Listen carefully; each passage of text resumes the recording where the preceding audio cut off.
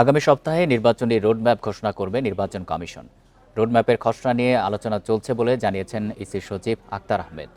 বৃহস্পতিবার বিকালে ব্রিফিংয়ে সাংবাদিকদের একথা জানান তিনি। ইসি সচিব বলেন, রোডম্যাপে সংলাপ, আইনবিধি সংস্কার সহ সব বিষয় অন্তর্ভুক্ত থাকবে।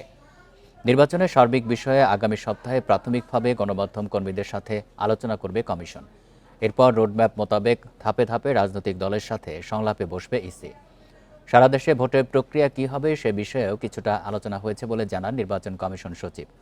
সাংবাদিকদের প্রশ্নের জবাবে ইসি সচিব বলেন, 22টি রাজনৈতিক দলের বিষয়ে যাচাই বাছাইয়ে মাঠ পর্যায়ে তথ্য সংগ্রহ করবে ইসি। আর ইসিতে নিবন্ধনের জন্য আবেদন করা 318টি পর্যবেক্ষক সংস্থার বিষয়েও যাচাই বাছাই চলছে। এছাড়া প্রবাসী ভোটারদের বিষয়েও এখনও চূড়ান্ত সিদ্ধান্ত হয়নি বলে জানান ইসি সচিব।